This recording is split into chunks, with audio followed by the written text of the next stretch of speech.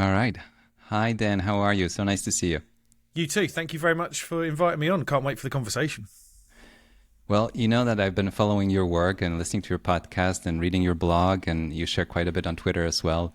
And I think we have a lot of topics in common. I manage money for individuals. You're focused on retirement, and retirement is one of the topics that keeps coming back in many different ways. Some people are excited about it, some people are nervous about it. But you've done a lot of work and research on the topic, and people come to you looking for answers. But before I ask you about that, I'm curious about Dan. And I like to start these conversations about those early days, your childhood upbringing. I'm curious if you can share with us how you think that time shaped you, and especially your relationship with money and curiosity about, the career that you're on. It started somewhere. Yeah, it did. It is interesting, is it? Because I ask a very similar question of clients, right? We know that our childhood upbringing has big influence on the way that we think and deal with money. Yet until someone like you asks me, it's really difficult for me to kind of answer that question. So thank you for asking it. It's cool. Look, I suppose if I go back right to the early days, I had a reasonably fractured childhood in that my parents were never together. They divorced or separated before I could remember. So, although I had a relationship with both, it's never the same, right? It's never the same. And then my mum remarried. I was with my mum. And my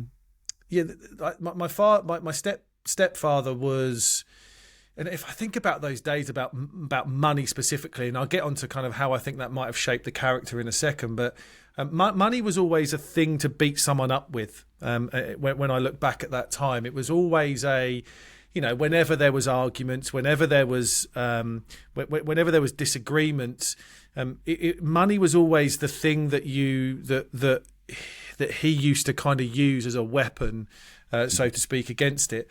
Until you get to a point where money becomes influential in your life, you don't realise how much of an impact that's kind of had, I suppose.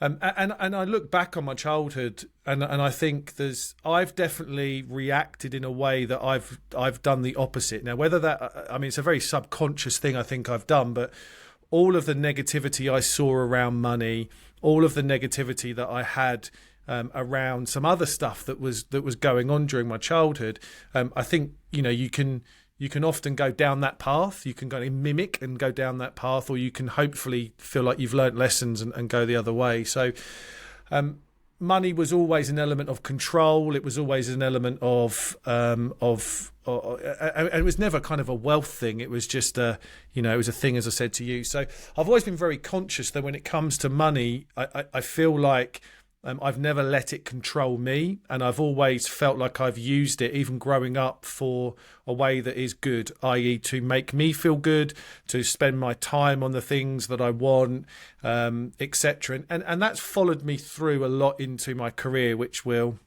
can absolutely get onto. So yeah, I definitely see those nuggets of early childhood negativity around money, and me going, no, I don't want that. And I understand the stress and the bad stuff that can bring out in people, and I see money as a force for good, not a force for evil. I like the sound of that. I'm 43, and I find it fascinating to pause sometimes and look at those very early days, like the first memory when I even tried to understand the concept of money, because as kids, we don't really get it, where things come from and how it all works, but to actually see the context. And I was sitting in the middle of a conference the other week, and I was looking around, and these are all investors, money people. And I was thinking for a moment, it's a very unique collection of people that decided to devote their lifetime one way or the other, but to money, pursuit of it, preserving it, growing it, not losing it, whatever it is. But it's really fascinating. And I think if you asked all of them, and if they really did what you did with me right now and dove into those early days, you could find something fascinating. Why? Why do you care so much? Why is it important?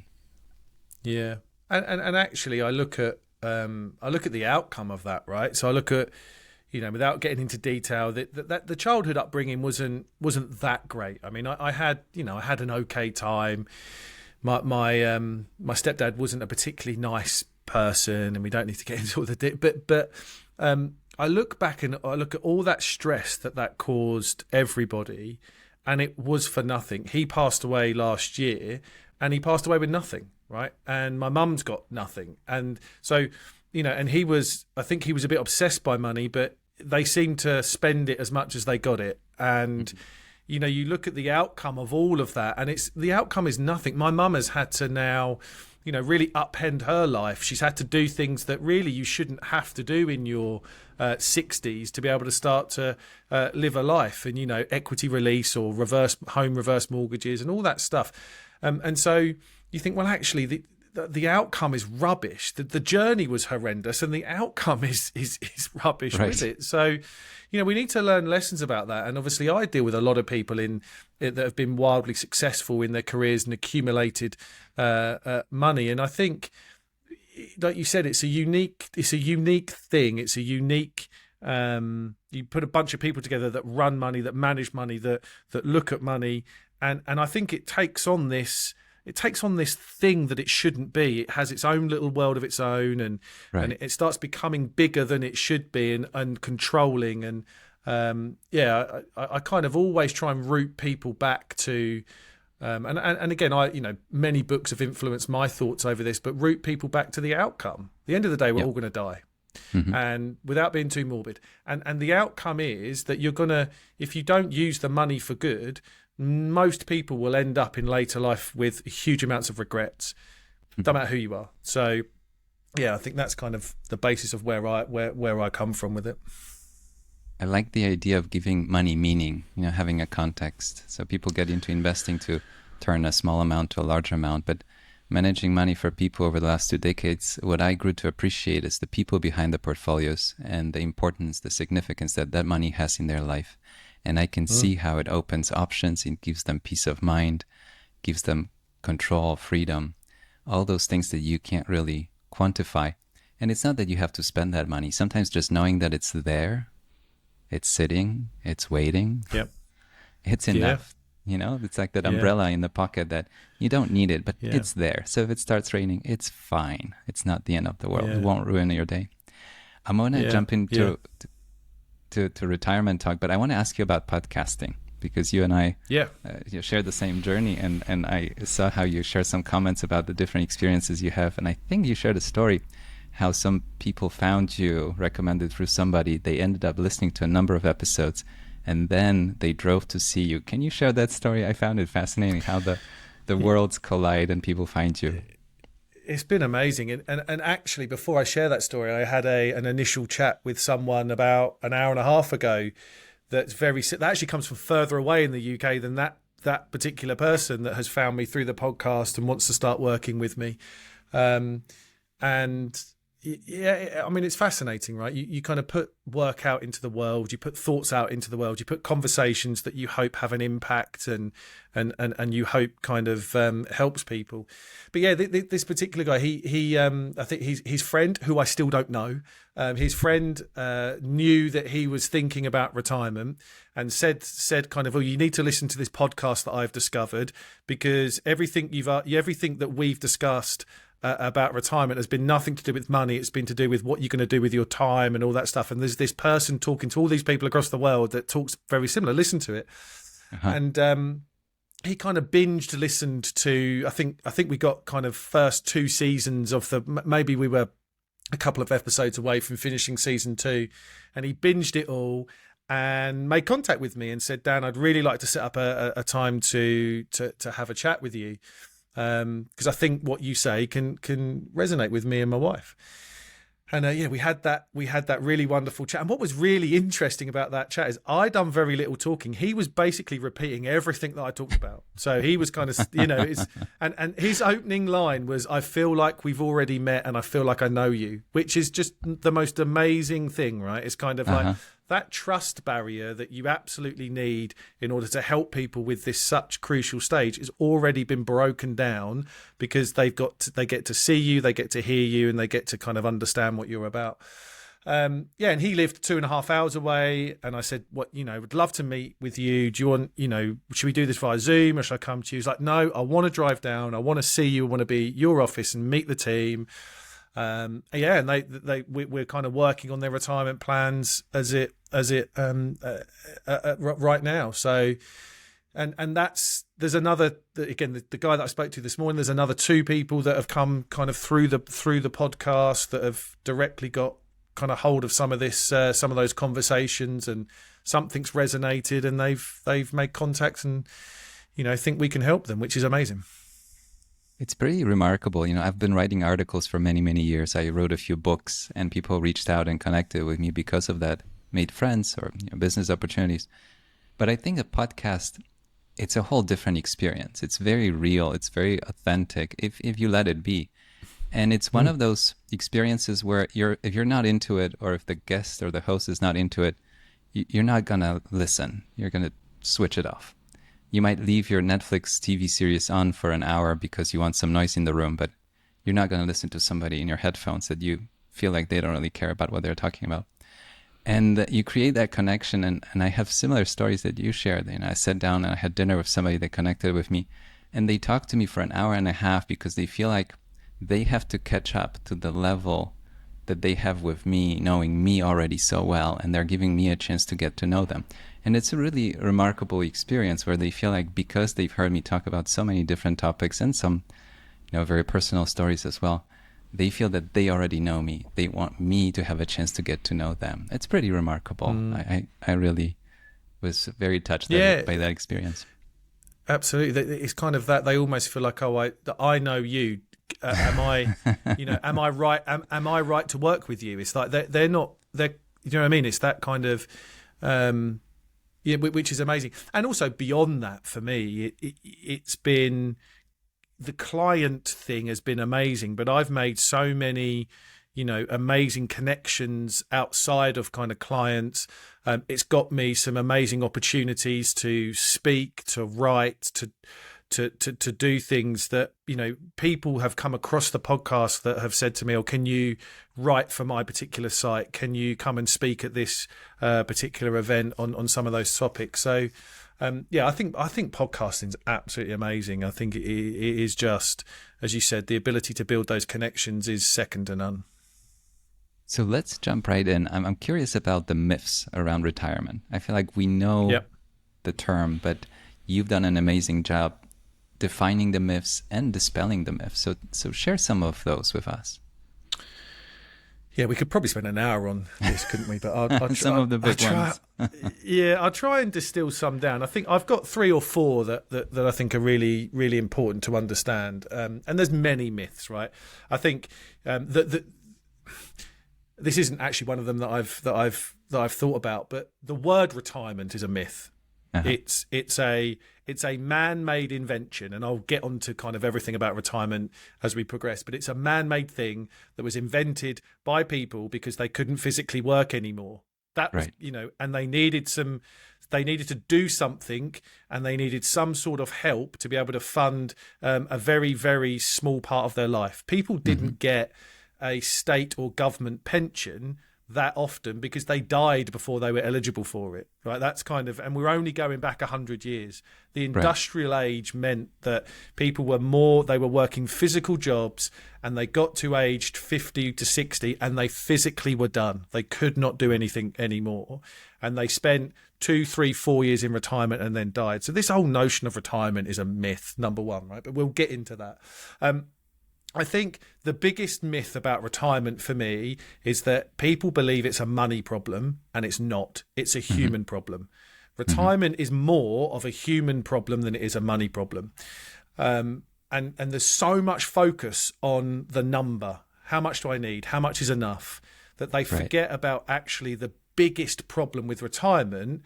And there's loads of research out there, academic papers and research from people like us that sit in front of clients and speak about this stuff all the time. But, the problem around loss of identity, the loss of purpose, how you're going to spend time, the structure that work gave you, and all of that, it's bigger than money. I know many people that have got more than enough that struggle to retire because all they've done is focus on what they're retiring from, not what they're retiring to.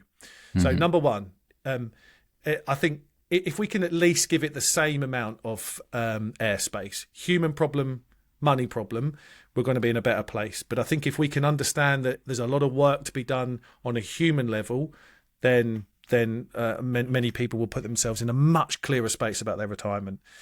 I also think, kind of on that, I think for far too long, people's retirements have been dictated by other people, i.e. they feel like they're dictated by the state or the government, or when people say they can access their pension pots.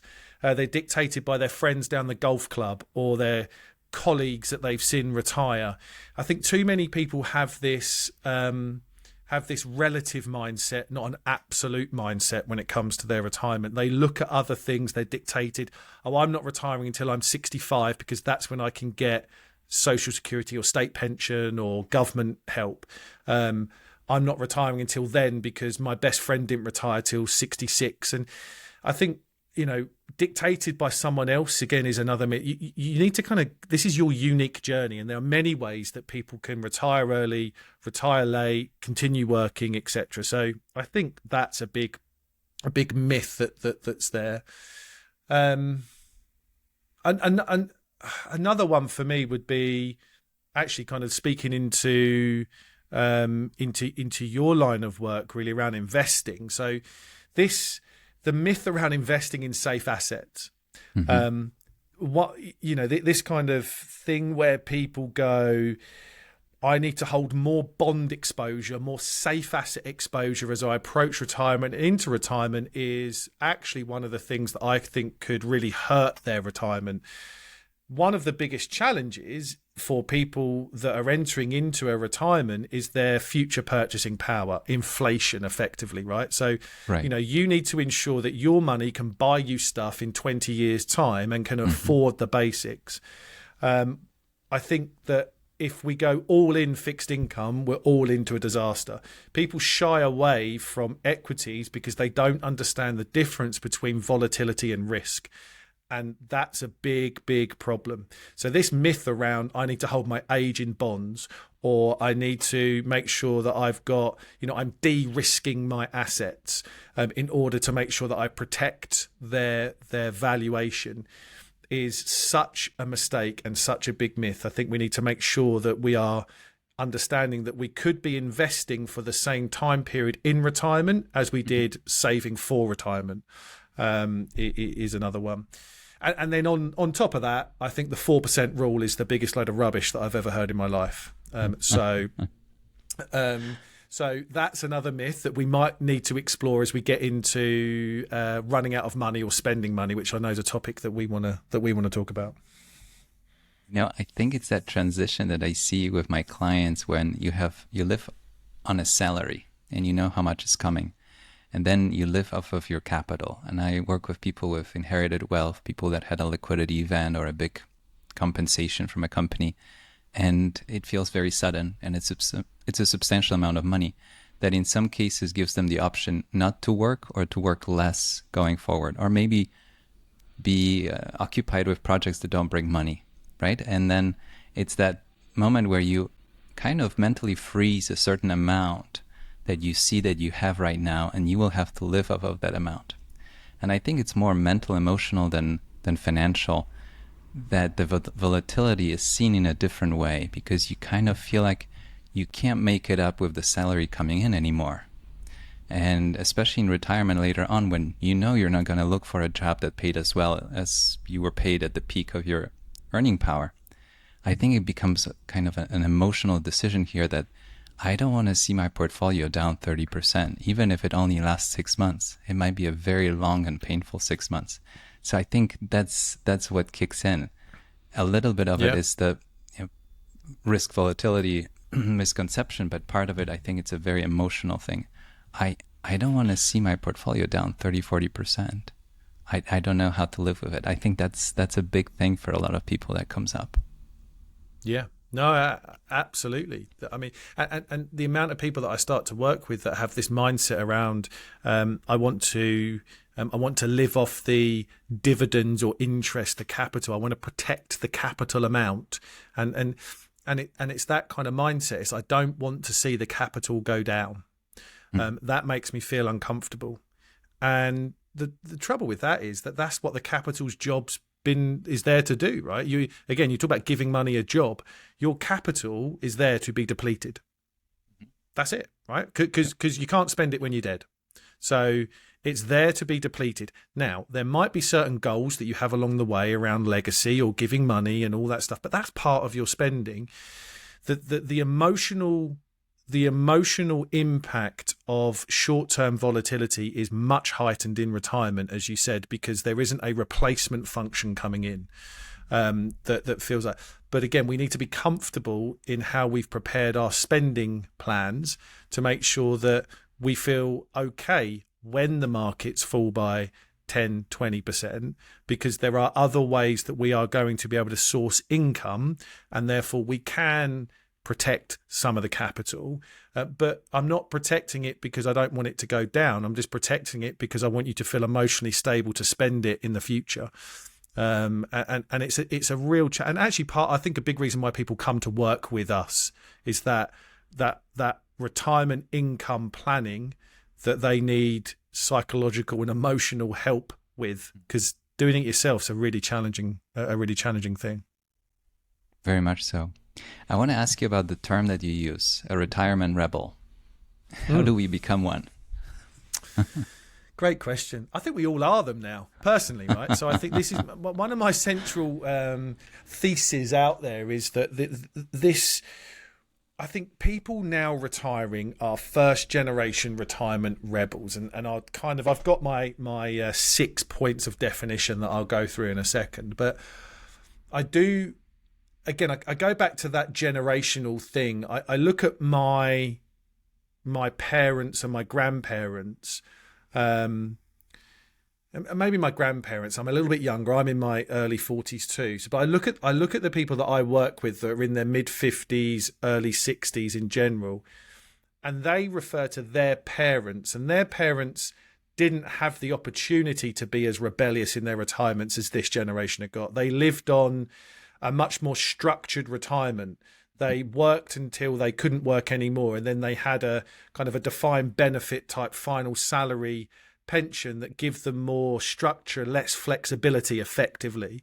And there wasn't that the world wasn't as open, for them in terms of the thirst to travel, the want to pursue other passions. And I think people are a lot more, they're different in a mindset now. So I think we're all now moving into being retirement rebels, where we don't believe retirement is a concept that we want to buy into. Our financial situation is very, very different. We are living longer. We know that money is going to need to be provided for a longer period of time. So my definitions of retirement rebels or kind of the rebellion against retirement, and I've gleaned this from looking at working with lots of people over the last few years and trying to get some common characteristics from them. So 6 points are, number one is they want to be free from the corporate shackles to explore. I think that's a really, they a lot of people have had successful corporate careers, but they get to a point in life that's typically earlier than normal, early to mid 50s, maybe a little bit later than that, where they get sick and tired of corporate life. And they're going, actually, this is now restricting me. I feel like I want to explore. They want to continue to grow, learn, and have purpose. They understand that, there's a thirst for more knowledge. I think that, they want to continue. They understand that growth is important. They like learning, and they understand that purpose is so important. Lots of people are now more creative. They're more adventurous, and they thrive on new challenges. So they want to unleash their adventurous side, their creative side. They like challenges, and they want to make sure they continue to do that. They hate being referred to as retired. They don't like the word. If they were at a barbecue and someone said, "What do you do?" they wouldn't answer with the word "I am retired." They would want to answer with something that is different. And also, I think there's dreams, goals, and ambitions that are unrealised that needs to be realised. You know, they haven't been fulfilled in this work that they've had, so they've got other things they want to do. And lastly, they're happiest when doing fun, interesting, exciting, and slightly scary stuff. So that's my kind of retirement rebels, and it's really interesting because so many people I work with have a number, not all of them, but a number of those characteristics in common.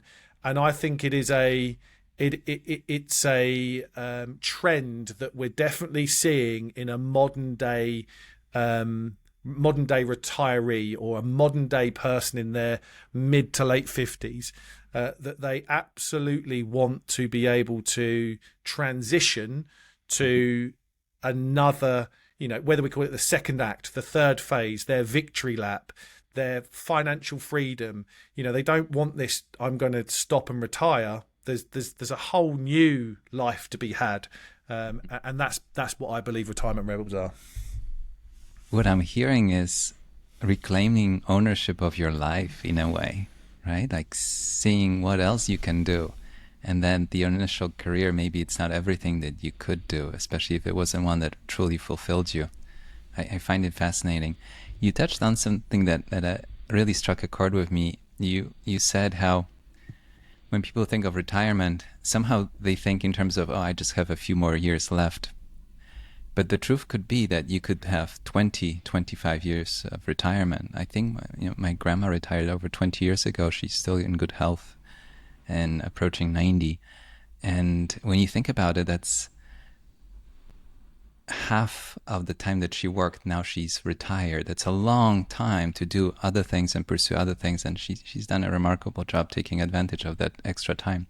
But when I think of investing, you touched on it briefly, I think of an infinite investment horizon with my clients. It's usually wealth that will last their lifetime and many lifetimes. But when they approach that retirement age, in some way that investment horizon kind of shrinks in their head, that they have less time. But you could still have 2 more decades to go. And you want to live those... If not more. If not more. And you want to take advantage of that time. So your investment horizon doesn't really shrink to 3 years and you have to sit on cash. And I think it's a very powerful revelation. I'm glad you brought it up, but I think it's a very uncomfortable topic. But it's a very open-ended, there's so much more, and you could have years and years to do so many more things. I think it's a beautiful way of looking at it. The things you could be still excited about. So let's talk about the scary ideas that people have about retirement, some of the fears, and one of them you brought up briefly was the fear of running out of money. What are the fears around retirement, and why do we fear running out of money? Yeah, so that fear of running out of money is perfectly rational for human beings. So I've done a lot of work in still trying and delve into us as human beings because it enables us to understand our reactions to events, particularly when it comes to money. Money is a relatively new concept for human beings, right? And particularly money in a modern world is a very, very new concept. We're talking hundreds of years, and yet our brains, the human brain, is still in the forest, wondering whether it should go to the rustling leaves to see what's behind those leaves. Right? Our brain hasn't evolved. We are still fearful. So human beings exist because we didn't go and check what was behind the rustling bush.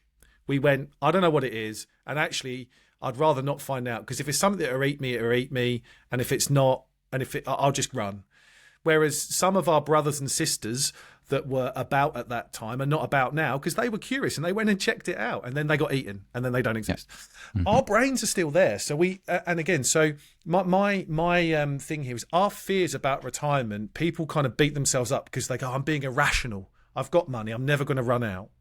But no, you're being perfectly rational, because a fear of running out of money is baked into kind of thousands and thousands and thousands of years of how we've evolved as human beings or not evolved, and how we're now presented with this brand new thing called money, which is the modern version of something is rustling in the bushes. Right. So running out of money is a massive fear, and it's a massive fear for people no matter how many zeros are sitting in their pension fund or their bank balance. And so that, it's a fear that we latch onto, because running out of money to us now is a failure. Okay. If we are very successful and we've done very well, and then we enter into retirement and there's a chance that we're going to run out of money, that means that we're not that successful. We've let people down. Mm-hmm. We've let our family down. We've let all this down. So you have to kind of start to package what that fear is. And running out of money simply is not the right way to look at it. It's a fear of letting people down. It's a fear of not being able to live. It's a fear of regret. It's it's all of the things that leads into. So I think it's the number one fear, but I'm going to bring some reality to the situation now, because I think whenever we start to think fearfully about things, what human beings love to do is now get to understand some facts. So we like dealing in certainty. That's kind of why running out of money is a really challenging thing, because it's uncertain. If, the big thing is the day we're going to die, right? If we knew the day we were going to die, we probably wouldn't be sitting here, because it would be a very simple maths equation. So the fear of running out of money is the fear of the unknown. So what I try and do with people is go, actually, I can bring some knowns to this. There's huge amounts of research out there now from across the globe that looks at journeys of people in retirement. So the International Longevity Centre, they do some great research. They found that spending declines progressively in real terms by about 1% a year in retirement. Mm-hmm. So the fear of running out of money is in line with the fear of, I need my money to perpetually give me a rising, my costs are going to keep going up and up and up and up and up. But a couple aged 80 spends about 43% less than a couple aged 50. We just need to kind of think about this, right? We know that, and I've got a model that I'll share with you, but we know that as we age, our lifestyle will be different. We know that we won't be as physically able in our 80s than we will be in our 60s. We know we might not be as mentally able in our 80s and 90s as we are in our 60s. We know all this stuff, yet we don't apply the logic to the way that we're going to spend our money.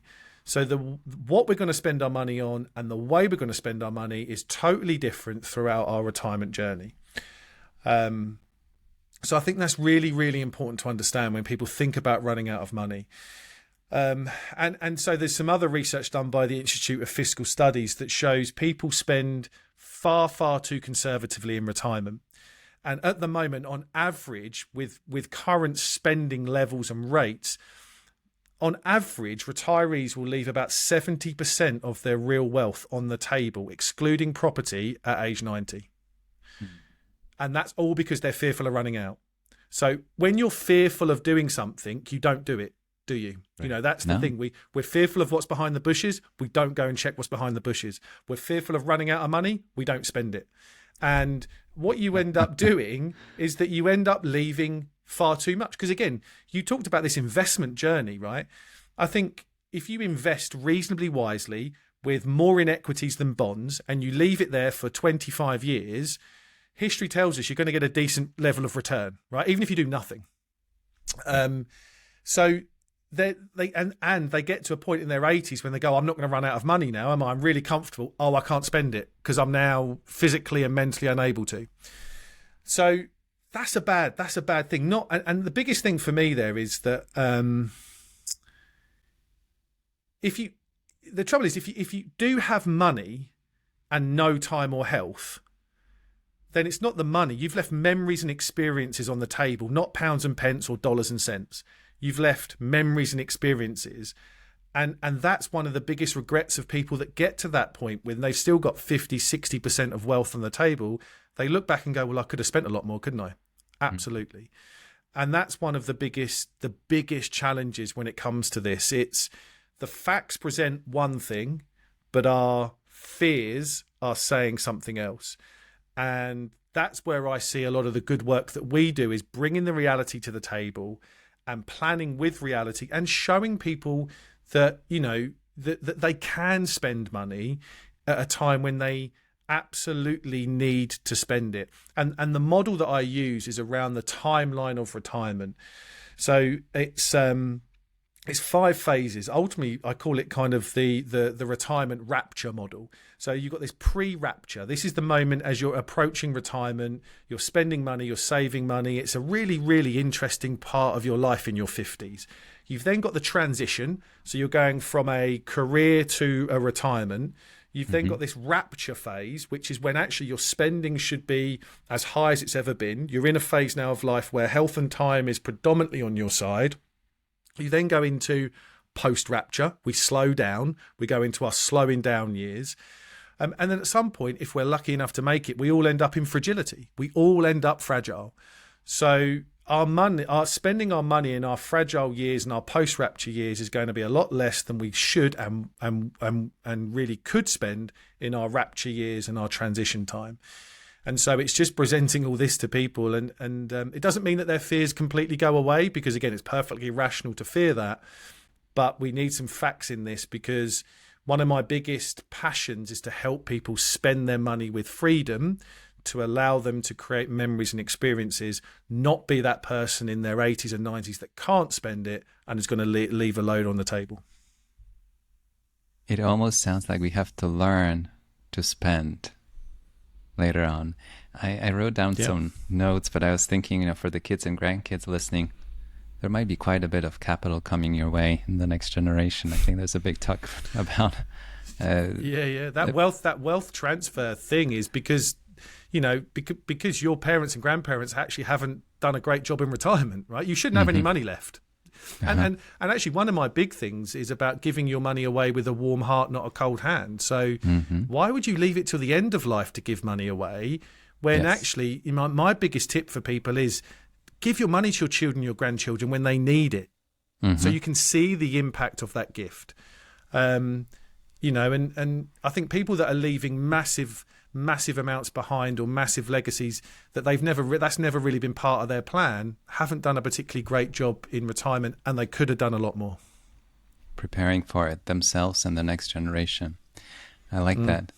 You talk a lot about the challenges and the mindset shifts required to redefine retirement. And you touched on some of them today, but can we dive in a bit more? What are the challenges and what are the key mindset shifts that we should be aware of? Yeah, I think I'll go back to what I said, that kind of the system is still wired and ingrained in an industrial age philosophy, right? This kind of work till I don't want to anymore and then stop. I think the mindset shift of hard stop retirements needs to go away. This kind of flexibility to, I suppose, design a life that you want and how you live, and you can work part-time, you can stop, you can have a sabbatical for a year and go back and work, and you can do 3 or 4 mini retirements over a 10-15 year period. And so I think that, you know, getting over that system that's still ingrained, and also I think people in their 60s need to place a lot of value on themselves. I often start working with people where I don't think they fully recognise the knowledge and wisdom they've got in the tank, and they start to act and talk in a way where their contribution may be done. And my outlook is for people that the mindset shift is actually you can contribute a hell of a lot to society. You can contribute a hell of a lot to the younger generation. You can contribute a hell of a lot to workplaces. You don't have to work for them. You can consult for them. You can volunteer. You can spend more time with your family and your children. You can spend more time in schools or, you know, whatever that looks like. But the mindset shift that you are now finished, no. there's huge amounts of knowledge and wisdom that you have got that you can significantly contribute to society. Excuse me. And that makes us feel good. Again, we know that humans love to contribute. We know that we like being part of a tribe and we like our voice being heard. So if we retire to a life that doesn't have contribution and doesn't have meaning, that's a pretty unhappy retirement. So I think that's, that, and the mindset shift around work, right? I mean, work equals purpose. So figure out something you love doing and go do it. Forget work equals money. Work equals purpose. I mentioned about absolute terms, not relative ones. This mindset shift, and it's so hard. I think modern day retirees now will face this more so than actually. This is one of the challenges they face more so than previous generations of retirees. But this kind of thinking in absolute terms, not relative terms. There's more ability to compare ourselves to anyone now. Our parents and grandparents could only compare themselves to the people that lived in their street. We can now compare ourselves to anyone across the world by going onto TikTok or Twitter or whatever it looks like. And so that mindset shift around going, actually, this is not a relative thing anymore. I'm not now worrying about if I'm earning more than my peer group. I wrote about this. The research is fascinating, isn't it? That if you said to someone you can earn £100,000, but everyone else earns £200,000, or that thing, or you can earn £75,000, but everyone around you earns £30,000. Like the amount of people that choose £70,000 is ridiculous. You're thinking it's like we're working in relative terms. It's like, I want to earn more than my peer group. So I think that, again, that mindset shift that we need to be really conscious of to redefine our retirements is what's important to us, what's important to our immediate circle, think in those absolute terms. And then I mentioned a few phases, right?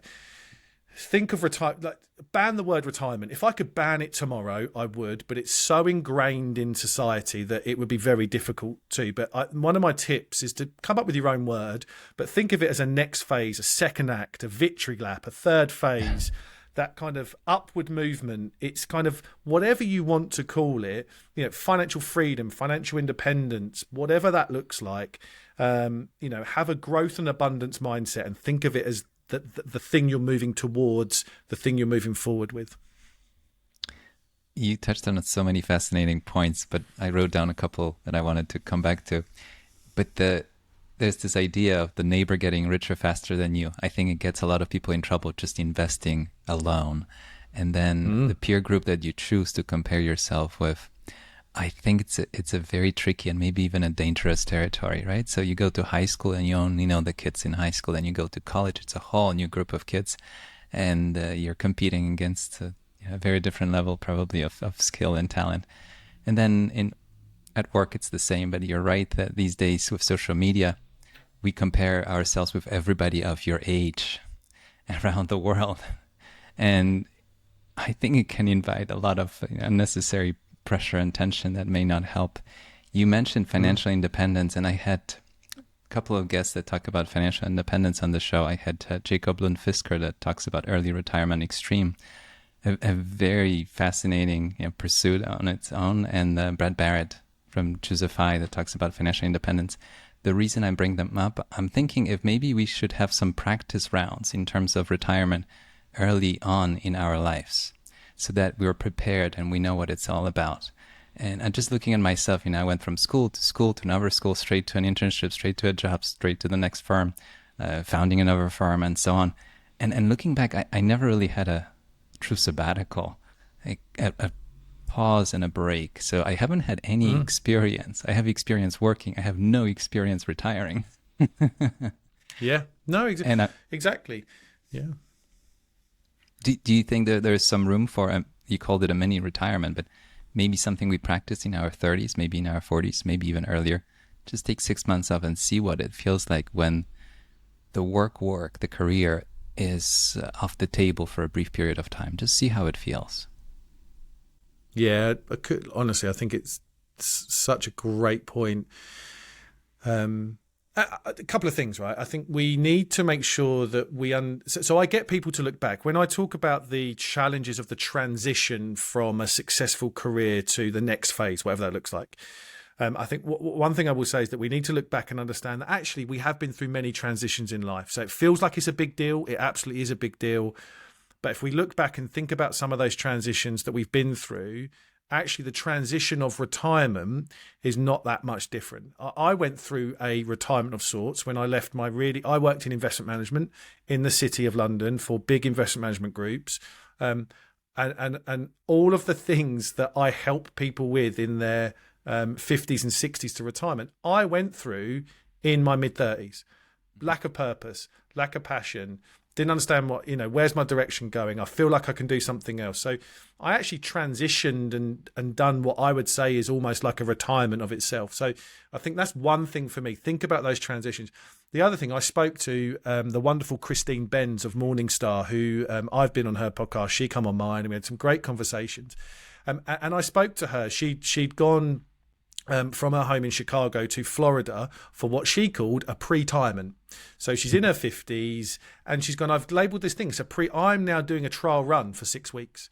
I'm going to come down and I'm going to have a look and spend some time with my husband. Because that's another thing, right? I mean, your relationship with your husband, your wife or your partner changes because you haven't spent that much time together for ages. So I think trial runs are really important. Do some pre-retirements. It doesn't have to be a year. It can be 8 weeks. It can be 12 weeks. It can be a month. But just start thinking about this, particularly in your late 40s, early 50s. There are things that you can do to be able to feel like you can do a couple of little test goes at this. Figure out where you might want to be. Go visit those places. If you've always wanted to move to a certain town or city or by the coast, go and have a look around. Go and get an Airbnb for a month or so and just figure out what this might look like. We trial run a lot of stuff in our life, but retirement's probably one of the biggest moments we've got, and we don't feel like we can do that, but we absolutely can. I'm thinking of a movie. It was called About Schmidt with Jack Nicholson. I don't know if you know the movie. And he retires from a big insurance company in Omaha. And it's such a clear cut from one day he has a place to go, a purpose, and something to do with his life. And the next day he has absolutely no plan, no agenda. He still puts on his suit and sits at his desk at home and even goes to the office to ask if he can help with anything because he feels that he hasn't tied all the ends, that there's something still left to be done. And that movie should be a documentary, but I think it highlights the point that you're making, how kind of a brash, harsh moment it can be if you're not ready for it. Dan, you write how money can make us happy and truly wealthy. You wrote an essay about it. Can you tell me more? How can money make us happy and truly wealthy? Yeah, there's a lot of studies out there, aren't there, about this kind of $80,000 or $70,000 limit. It's kind of, makes us happy to a certain degree, and then the happiness doesn't kind of go up much more thereafter and earnings. But money can make us happy, but only to an extent. Only to an extent, and it's what we do with it that brings that kind of true wealth, happiness, and joy. And all the research out there suggests that there are 3 things that we could do with our money that can bring us the most happiness and make us feel truly wealthy. So one of them is buy our way out of doing things we hate or suck up our time. So, for instance, I hate washing my car. It's the best £11 I spend because I take it down the car wash and someone does it for me. Okay. So, but again, we don't have to think of big things, right? I mean, it's, and Carl Richards, who's a good friend, said something really profound actually last year, and he said it many times, but I heard it for the first time last year. Create a kind of a hate list, a do not want to do list. These bucket lists are great. But if you create this thing, what don't I like doing, from cutting grass to washing my car to booking my holidays to, I don't know, there's a whole, and it could be other bigger things, right?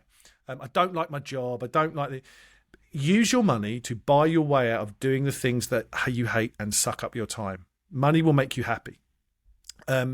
Use it to buy new and novel experiences with the people that you love. So experiences are the root of joy.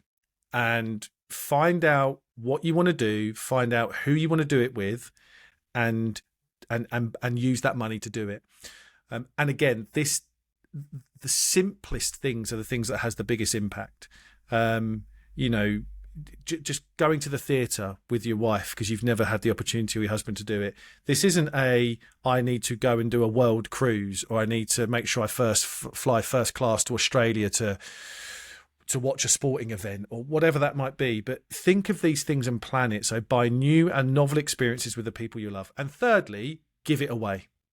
So the research out there that says that giving away our money and time, in brackets, makes us really happy is so true. So true. So those three things can really, we can align our money to those three things, and I know that will make us feel truly wealthy. I like the idea here that it's a means to an end, and if you use it well, spend it well for yourself and other people, it will have a meaning, importance, and it will put a smile on your face too. I like that idea. Then, in your writing, you introduced the Japanese concept of kanreki, if I'm pronouncing it correctly, and it implies that life starts after 60. Can you talk about that? What's that all about?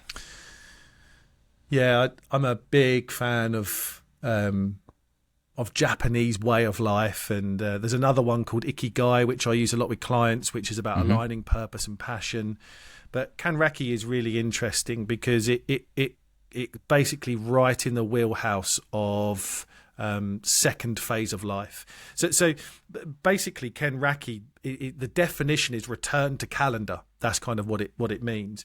So the traditional Japanese calendar follows a 60-year cycle. So once it's over, when you get to the end of the 60-year cycle, it starts again. So it basically means a rebirth or a second childhood. So it's a philosophy that embodies that kind of rejuvenation and beginning of a new life cycle at age 60. And so that concept, although has changed a little bit in modern Japanese society, it still very much celebrates kind of wisdom, experience, and contributions to society. And they have parties, right? They throw parties for people that celebrate kanreki. They celebrate getting to the end of the calendar cycle, and they celebrate basically passing over of responsibilities. So what people end up doing is that they take people that celebrate kanreki, they get to age 60, they end up taking on advisory roles, less demanding roles, and passing the baton of responsibility to younger generations. So whether that's work or families, what they do, it's kind of we're looking forward now. I've got to the end of the calendar. I'm now looking forward and how I'm going to spend my coming years. And I'm now taking on this kind of advisory role in the family, and I'm passing the responsibilities over. And in modern Japan, it's kind of taken on slightly different meanings around personal growth and travel and hobbies. And is now a much more active and dynamic stage of life. So, yeah, I love the concept. I think if we really start thinking about that in a way that, we get to age 60, this is now a forward-looking, forward-thinking stage of life that we can celebrate everything that we've achieved, but now think about more personal growth, more about ourselves. It's not about giving to our families. We give our time and our energy to our families that are probably grown up enough to now take responsibility for their thing. How can we look forward, and how can we have that second childhood? I love that definition. How can we now feel childlike again and explore and be curious? And yeah, I love the sound of that. I'm reading Happy Money by Ken Honda. I don't know if you know the book. Do you know the book, Happy Money? I know the book. I've not read it, but I know the book, yeah. There's so much in it, but the one little story that I remember, he says how growing up, his father was an accountant, I think. He would meet rich people that were happy and rich people that were unhappy. He spent his life trying to figure out how can you be both rich and be happy. And there's so many different Japanese concepts in the book that you introduce in your writing as well. I think there's a lot that we can learn from that part of the world, and And that book, I think, does a remarkable job introducing us to some of it. The other thing that I heard when you said the 60 and the transition, and the fact that you can think of the transition between generations before you're gone. And it's such a powerful concept to me, because I work with people that inherit wealth, and there's this saying and truth that when you receive an inheritance, it means somebody passed away, but it also means that the person you need the most in this moment is no longer there to help guide and answer questions. You were talking about warm giving. An inheritance could be a gift of love, and the context how it's passed along matters. But the fact that you could start that transition, that you're aware of, it will happen early on when you're still around, so you can actually sit down with the kids and grandkids and have a conversation on nephews and nieces and cousins and relatives. But I think there's a powerful idea that you can start it way, way earlier than we think. And it doesn't all have to happen the minute we're actually gone.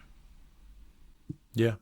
And actually, that presents, a whole host of challenges for the people that you're leaving the money behind, doesn't it? I think if you, as you said, you're passing on a huge amount of responsibility to deal, not only to deal with the grief, but to deal with the estate. The money becomes second. I've also seen a lot of this where people have a real tough time in unconnecting the money. So you leave them this bunch of money, but that was my dad's or my mum's money that they never got to spend.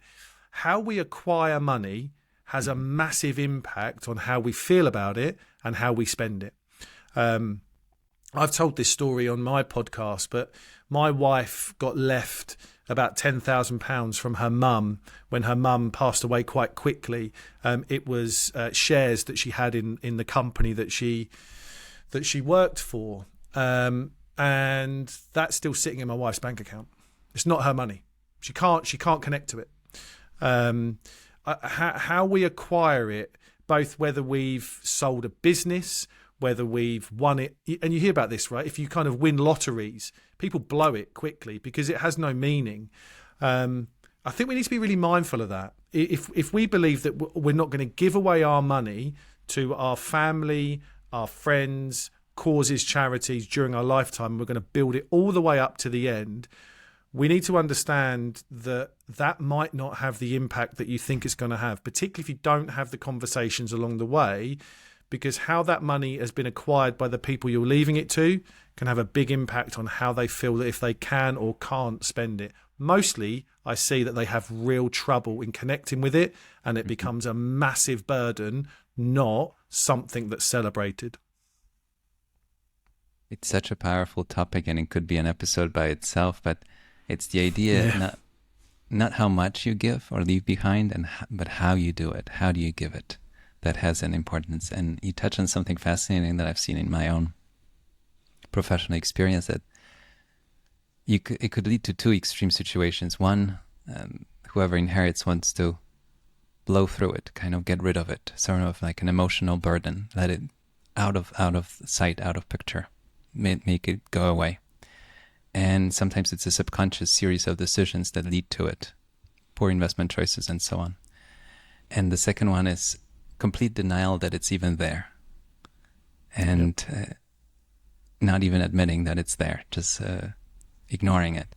And I think there might be some path in the middle where maybe that guidance from the previous generation would allow the next generation to embrace it in a way that's productive, useful, and just find a way to communicate about it sooner, so they're not surprised, shocked about it, and don't react in such an extreme way. And it's not all very conscious. Sometimes it's a very subconscious, and as an observer, outsider, you can see where it's going, but maybe the individual may not even realize why they're doing what they're doing.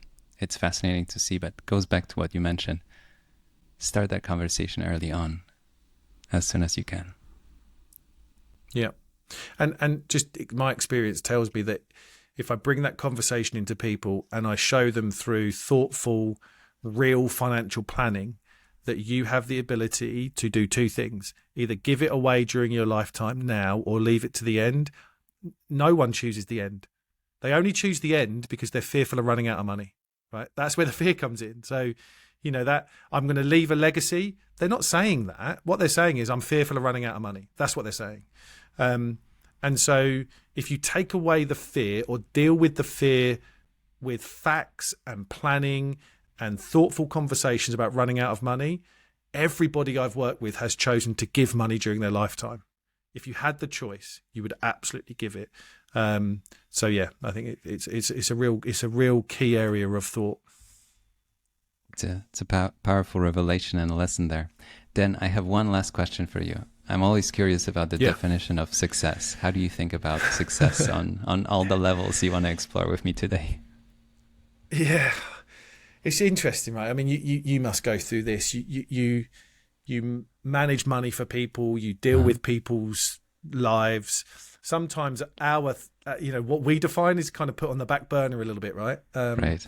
So, but I've got a pretty clear understanding, and it's developed through childhood that you mentioned before, and all the learning. So there's three things for me. Number one, own my own time. Yeah, own my own time, I think, is really, really important. Having freedom to be curious, I think, is really, really important. I'm this kind of childhood thing, second childhood, being curious to climb trees, that kind of concept in childhood, being free to explore and be curious, and then feel contented, or feel contentment. So yeah, those would be my three things: own my time, have freedom to be curious, and feel contentment. That's my definition of being successful. I like the sound of that, especially freedom. Freedom as a word has come up in so many conversations in my podcast. And it's fascinating how, we start talking about money, but actually a lot of conversations, we end up talking about time. And then if I look for one word, I say, do you mean freedom? And a lot of people say, yes, that's what I mean. An absolute freedom to pursue your curiosity, to pursue the things you like, and also the freedom away from things that you mentioned before. There are certain things you don't feel like doing, like washing your car. You want to have the freedom not to do it. It takes 11 pounds to get out of that commitment. So there you go. Exactly that, yeah.